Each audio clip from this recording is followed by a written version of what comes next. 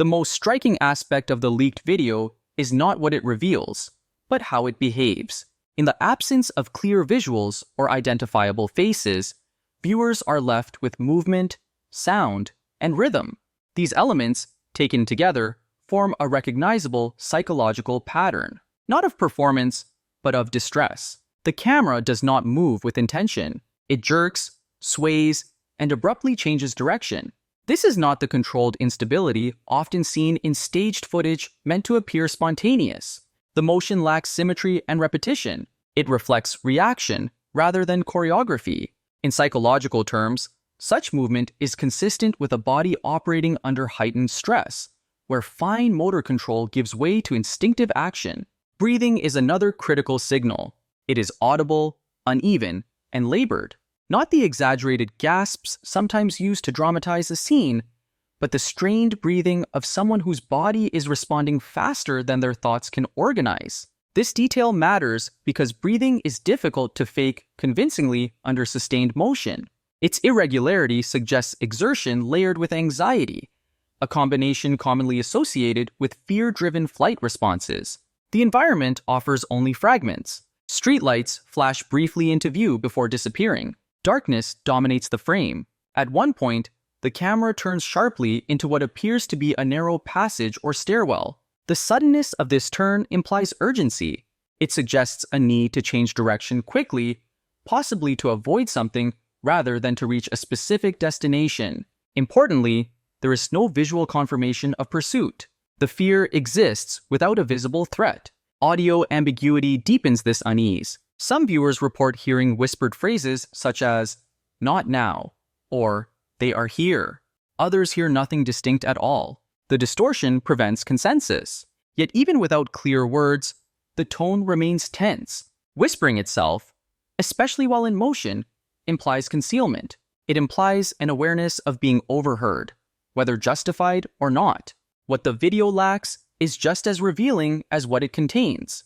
There is no framing meant for an audience, no attempt to clarify context, no effort to document surroundings in a way that would later support explanation. This absence challenges the idea of intentional recording. In most public-facing leaks, even accidental ones, there is an underlying sense of purpose. Here, the act of recording feels secondary, almost reflexive, as though the device was activated without conscious planning.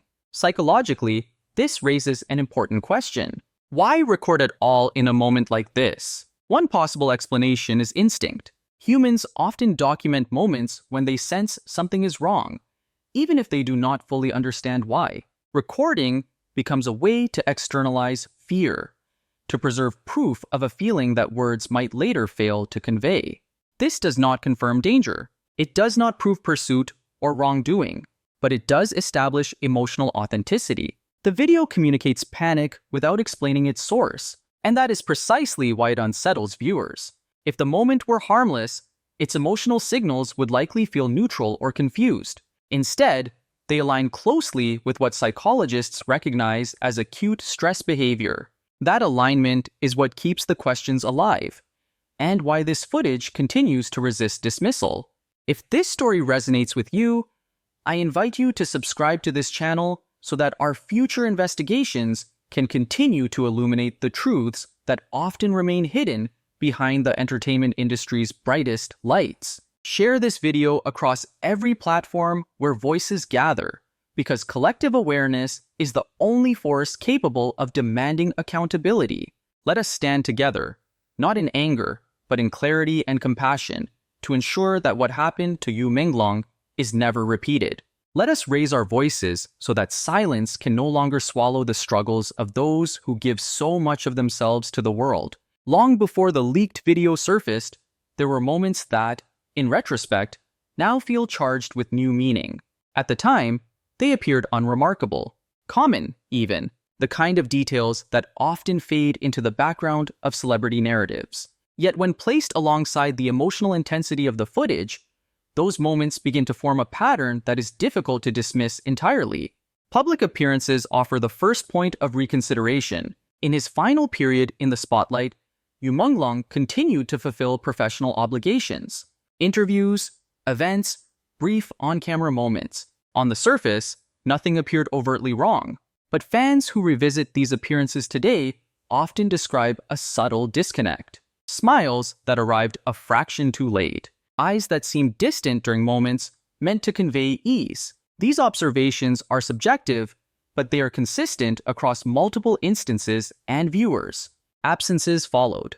Short gaps that were explained through familiar industry language. Rest, health adjustments, schedule changes. In an environment where intense workloads are normalized, such explanations rarely raise alarm. They are accepted because they fit expectations. However, when absences cluster and explanations remain vague, they begin to register differently, especially when no clear transition or resolution accompanies them. Then there are the digital traces, posts that appeared briefly before being deleted, messages that hinted at endurance, restraint, and the necessity of silence. At the time, many interpreted these statements as philosophical reflections on fame or personal growth. That interpretation was reasonable. Celebrities often speak in abstraction, and audiences are accustomed to reading motivational language into ambiguity. But ambiguity is precisely what allows meaning to shift over time. What changes now is context. The leaked video introduces a new emotional reference point. It does not rewrite the past, but it reframes it. Statements once viewed as poetic become literal in the minds of some observers. Silence begins to feel less like choice and more like obligation. Endurance reads less like discipline and more like survival. Importantly, none of these elements function as proof. Each can be explained independently without invoking crisis or coercion. Facial expressions are notoriously unreliable indicators of internal states. Schedule disruptions are common. Deleted posts can reflect impulsivity rather than distress. The danger lies in treating any single detail as definitive. Yet patterns do not rely on singular facts. They emerge through accumulation. When multiple small signals align, they create a shape that invites scrutiny, even if that shape remains indistinct. The human mind is especially sensitive to patterns following emotionally charged events.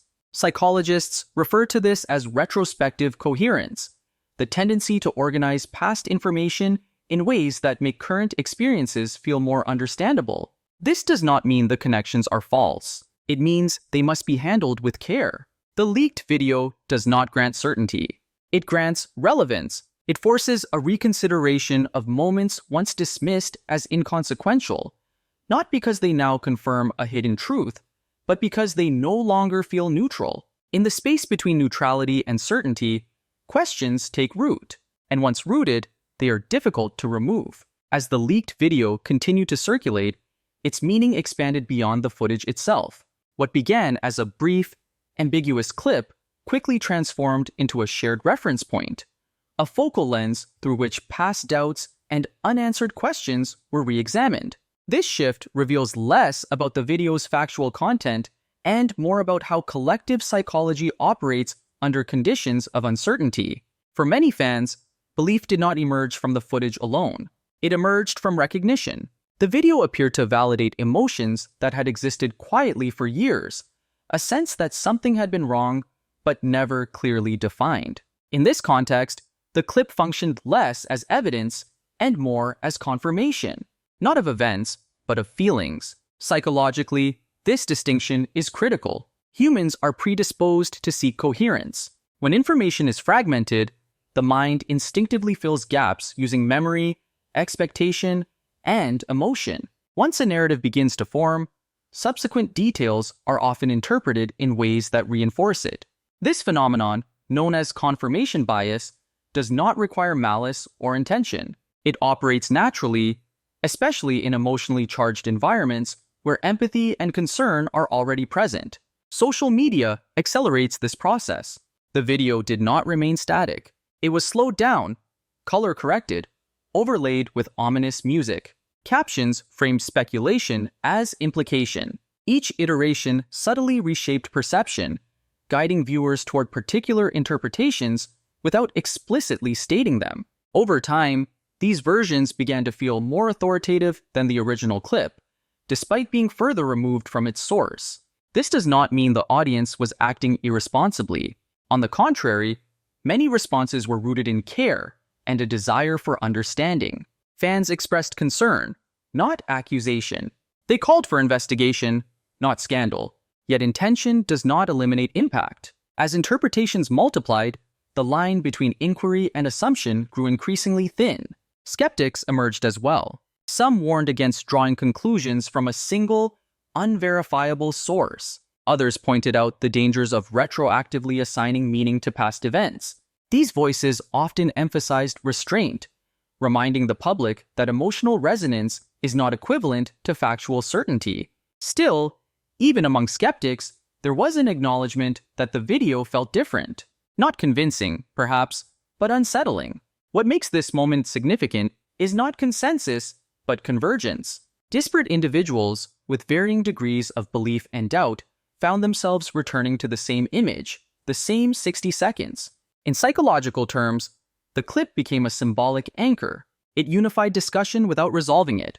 It allowed people to articulate concerns that had previously felt intangible.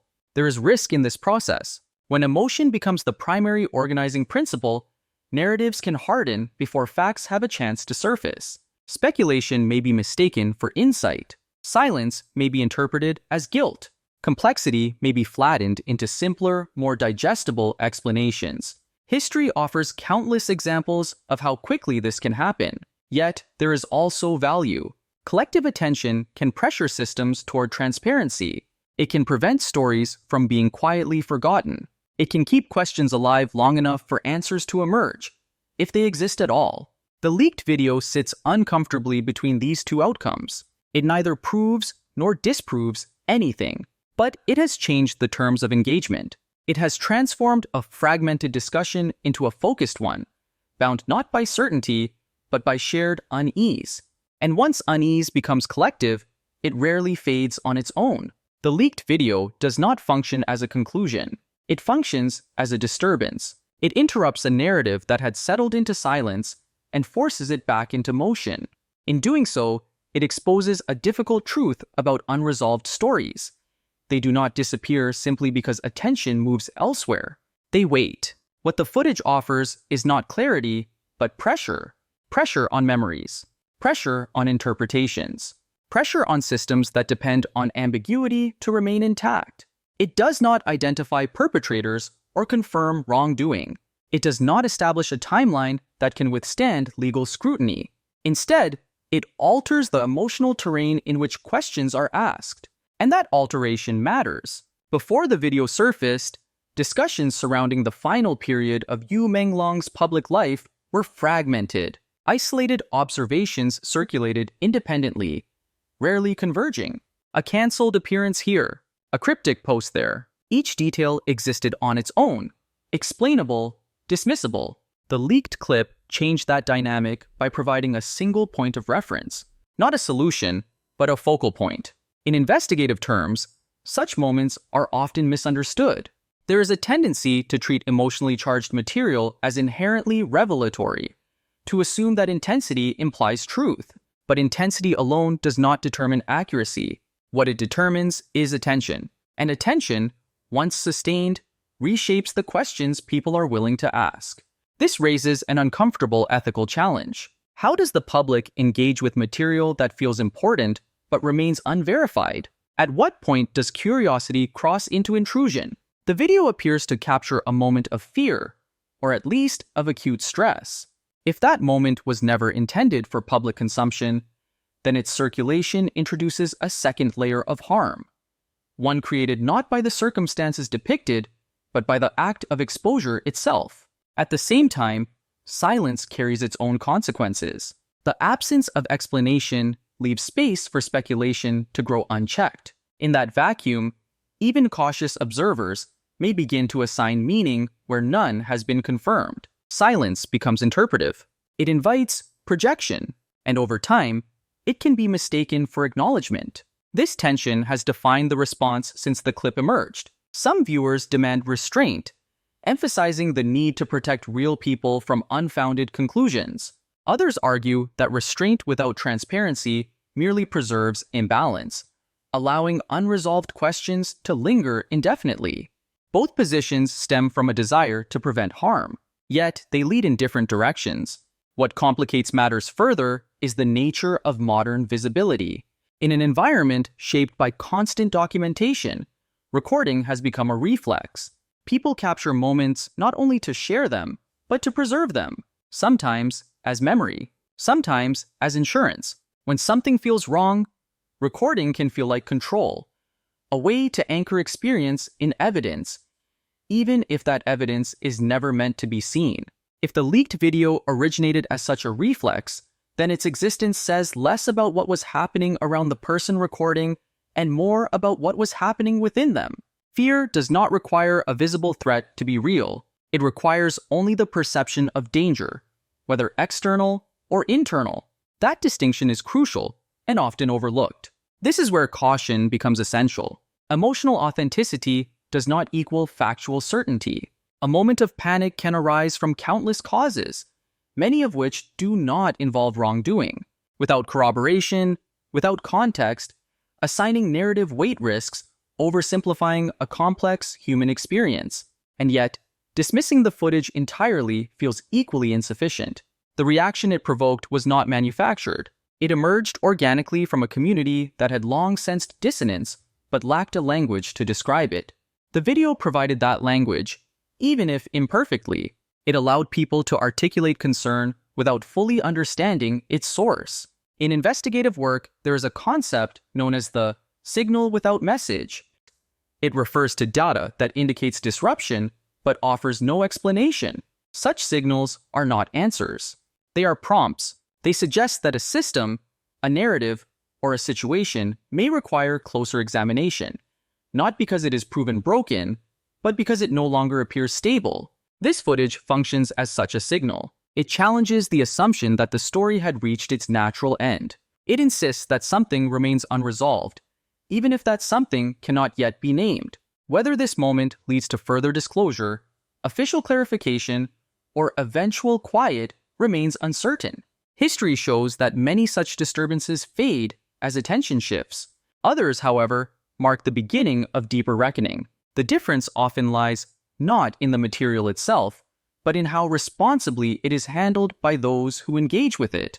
For now, the file remains open, not because it contains answers, but because it contains a question that refuses to settle. A question shaped not by accusation, but by unease. Not by certainty, but by the sense that what was presented to the world may have been incomplete. And if someone truly did try to leave, then the most important question is not how they attempted to escape, but what made staying feel impossible.